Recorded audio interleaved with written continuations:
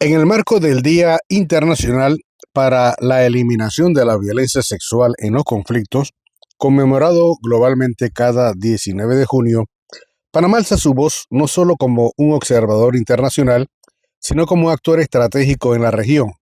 Este año las Naciones Unidas han enfocado la jornada en la urgencia de proteger a los niños y niñas en situaciones de guerra y empoderar a sus cuidadores, una realidad que resuena profundamente en las fronteras y políticas del país centroamericano.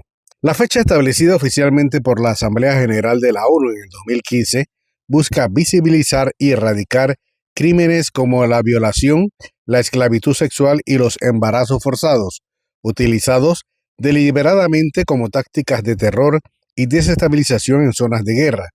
Aunque Panamá no atraviesa un conflicto armado interno, su posición geográfica y su rol humanitario lo colocan en la primera línea de respuestas ante las secuelas de las crisis globales. La relación directa a esta problemática con Panamá se vivía diariamente en la densa selva de la provincia del Darién.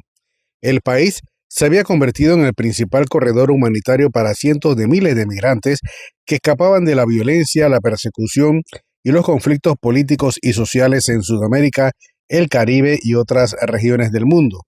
Organismos de derechos humanos y agencias de la ONU que operaban en las estaciones de recepción migratoria en Darién habían advertido de manera reiterada que muchas mujeres, adolescentes y niños fueron víctimas de violencia sexual a manos de grupos criminales durante su trayectoria por la selva.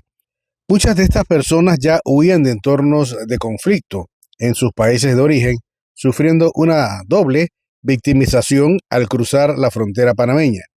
Frente a este escenario, la Defensoría del Pueblo de Panamá, en colaboración con el Alto Comisionado de las Naciones Unidas para los Refugiados y la Organización Internacional para Migraciones, intensificaron las misiones de monitoreo en las fronteras para identificar de manera temprana a las víctimas de estos delitos transnacionales. El Ministerio de Salud y el Servicio Nacional de Fronteras, SENAFRON, mantuvieron activos protocolos de atención médica de emergencia, apoyo psicológico y asesoría legal para los sobrevivientes que logran llegar a territorio panameño.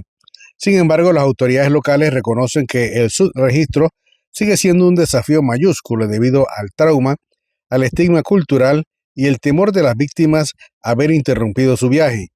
Panamá aprovecha este día de concientización para reiterar su llamado a la comunidad internacional.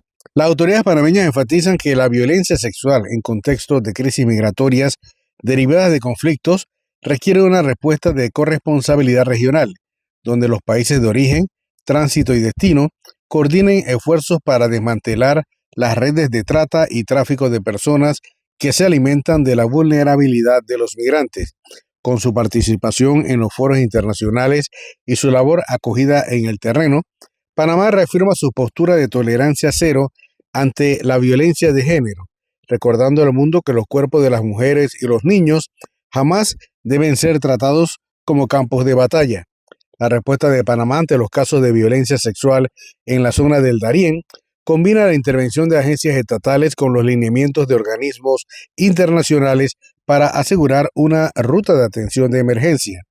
Al tratarse de una población en tránsito continuo, una estrategia gubernamental conocida como flujo controlado, el factor tiempo es crucial. Estos son los protocolos específicos y las rutas de atención médica y legal que se aplican al identificar a una víctima. Ruta de atención médica de emergencia. Por razones biológicas y de prevención de infecciones de transmisión sexual, la intervención médica siempre precede a la legal.